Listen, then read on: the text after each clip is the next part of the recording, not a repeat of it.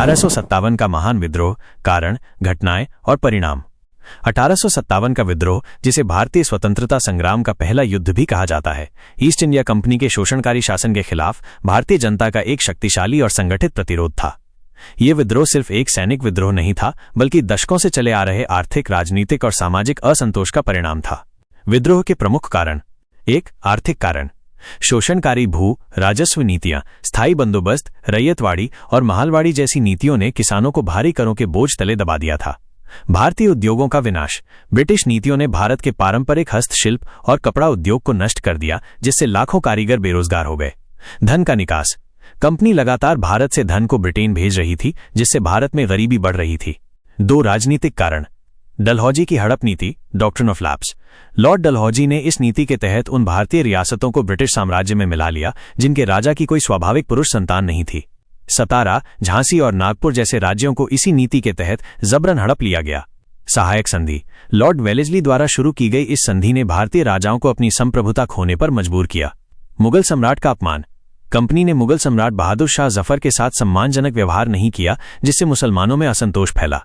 3. सामाजिक और धार्मिक कारण। ईसाई मिशनरियों की गतिविधियां। कंपनी ने भारत में ईसाई धर्म के प्रचार को बढ़ावा दिया, जिससे हिंदुओं और मुसलमानों को लगा कि उनका धर्म खतरे में है। सामाजिक सुधारों पर संदेह। सती प्रथा और विधवा पुनर्विवाह जैसे ब्रिटिश सुधारों को भारतीय समाज के एक बड़े हिस्से ने अपने धर्म में हस्तक्षेप माना। समानता का अभाव। अंग्रेजों ने भारतीयों को हीन समझा और उनके साथ भेदभावपूर्ण व्यवहार किया। 4. तत्काल कारण। चर्बी वाले कारतूस। विद्रोह का तात्कालिक कारण एनफील्ड राइफल में इस्तेमाल होने वाले नए कारतूस थे। इन कारतूसों पर गाय और सूअर की चर्बी लगी होने की अफवाह फैली। सैनिकों को इन्हें मुंह से खोलना पड़ता था, जिससे हिंदू और मुस्लिम दोनों सैनिकों की धार्मिक भावनाएं आहत हुईं। विद्रोह की मुख्य घटनाएं। विद्रोह की शुरुआत 29 मार्च 1857 को मंगल पांडे द्वारा हुई, जिन्होंने बैरकपुर में अपने ब्रिटिश अधिकारियों पर हमला किया। 10 मई 1857 को मेरठ के सैनिकों ने खुला विद्रोह कर दिया और दिल्ली की ओर कूच किया। उन्होंने बहादुर शाह जफर को अपना नेता घोषित किया और विद्रोह पूरे उत्तर भारत में फैल गया।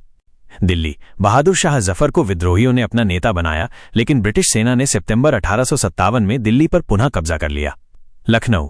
बेगम हजरत महल ने विद्रोह का नेतृत्व किया, लेकिन ब्रिटिशों ने 1858 में शहर पर फिर से नियंत्रण कर लिया।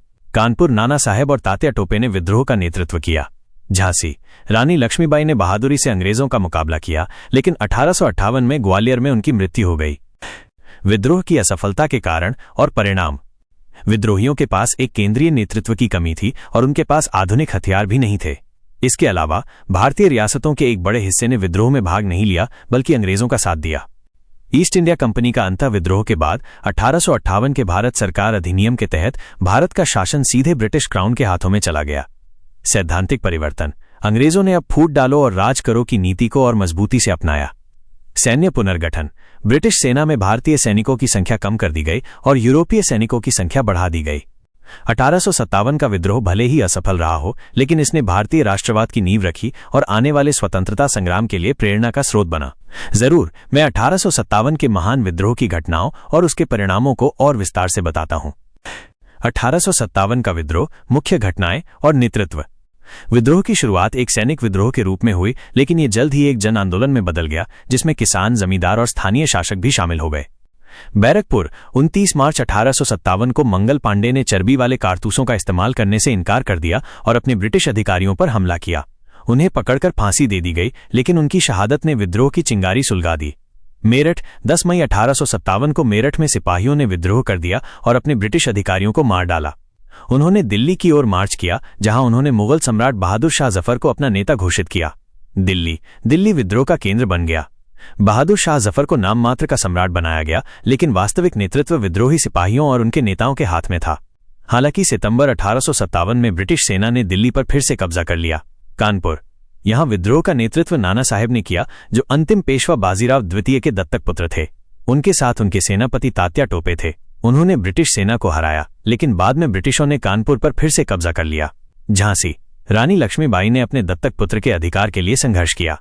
उन्होंने बहादुरी से ब्रिटिश सेना का सामना किया और 1858 में ग्वालियर में लड़ते हुए वीरगति को प्राप्त हुई। लखनऊ। अवध की बेगम हजरत महल ने विद्रोह का नेतृत्व किया, लेकिन ब्रिटिशों ने 1858 में शहर पर फिर से नियंत्रण स्थापित कर लिया। विद्रोह उत्तर भारत के बड़े हिस्से जैसे बिहार, मध्य प्रदेश और राजस्थान के कुछ हिस्सों में भी फैल गया। विद्रोह की असफलता के कारण। इतनी व्यापक जन भागीदारी के बावजूद 1857 का विद्रोह सफल नहीं हो सका। इसके कई कारण थे। नेतृत्व की कमी। विद्रोहियों के पास एक केंद्रीय संगठित नेतृत्व नहीं था। विभिन्न क्षेत्रों में अलग अलग नेता थे जिनके बीच कोई समन्वय नहीं था। सीमित क्षेत्र। ये विद्रोह मुख्य रूप से उत्तर भारत तक ही सीमित था। दक्षिण भारत, पंजाब और बंगाल के अधिकांश हिस्से शांत रहे। भारतीय शासकों का समर्थन। कई भारतीय रियासतें जैसे सिंधिया, होलकर और हैदराबाद के निजाम ब्रिटिशों के प्रति वफादार रहे और उन्होंने विद्रोह को कुचलने में ब्रिटिशों की मदद की। आधुनिक हथियारों और संसाधनों का अभाव। विद्रोहियों के पास अंग्रेजों की तुलना में आधुनिक हथियार और संचार के साधन नहीं थे। निश्चित उद्देश्य का अभाव। विद्रोहियों के पास एक साझा और स्पष्ट राजनीतिक लक्ष्य नहीं था। वे केवल अपने अपने क्षेत्रों में ब्रिटिश शासन को समाप्त करना चाहते थे।